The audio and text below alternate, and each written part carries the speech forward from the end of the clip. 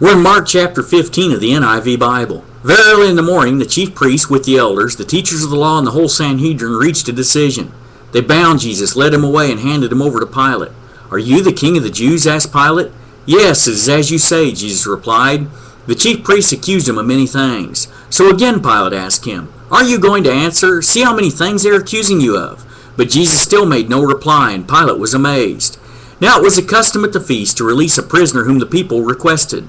A man called Barabbas was in prison with the insurrectionists who had committed murder in the uprising. The crowd came up and asked Pilate to do for them what he usually did. "Do you want me to release to you the king of the Jews?" asked Pilate, knowing it was out of envy that the chief priests had handed Jesus over to him. But the chief priests stirred up the crowd to have Pilate release Barabbas instead. "What shall I do then with the one you call the king of the Jews?" Pilate asked them. "Crucify him," they shouted. "Why? What crime has he committed?" asked Pilate. But they shouted all the louder, "Crucify him." Wanting to satisfy the crowd, Pilate released Barabbas to them. He had Jesus flogged and handed him over to be crucified. The soldiers led Jesus away into the palace, that is the praetorium, and called together the whole company of soldiers.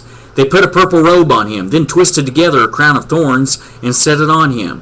And they began to call out to him, "Hail, King of the Jews!" Again and again they struck him on the head with a staff and spit on him.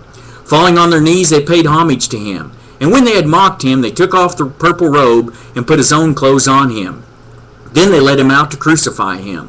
A certain man from Cyrene, Simon, the father of Alexander and Rufus, was passing by on his way in from the country, and they forced him to carry the cross. They brought Jesus to the place called Golgotha, which means the place of the skull.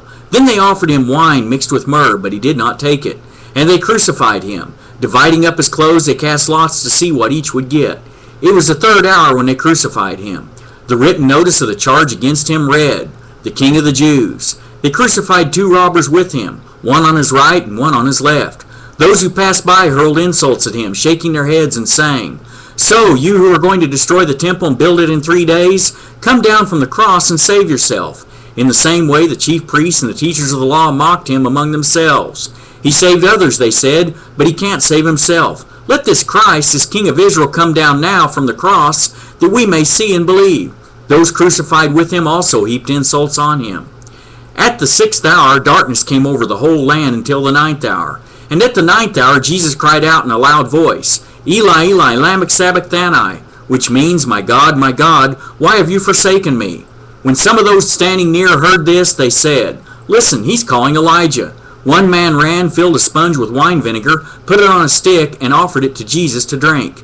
"Now leave him alone. Let's see if Elijah comes to take him down," he said. With a loud cry, Jesus breathed his last. The curtain of the temple was torn in two from top to bottom. And when the centurion who stood there in front of Jesus heard his cry and saw how he died, he said, "Surely this man was the Son of God."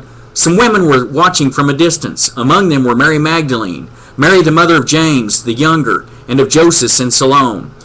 In Galilee, these women had followed him and cared for his needs. Many other women who had come up with him to Jerusalem were also there. It was preparation day, that is, the day before the Sabbath.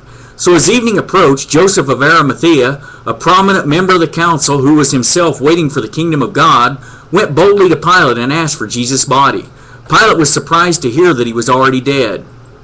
Summoning the centurion, he asked him if Jesus had already died. When he learned from the centurion that it was so, he gave the body to Joseph. So Joseph bought some linen cloth, took down the body, wrapped it in the linen, and placed it in a tomb cut out of rock. Then he rolled a stone against the entrance of the tomb. Mary Magdalene and Mary the mother of Joseph saw where he was laid.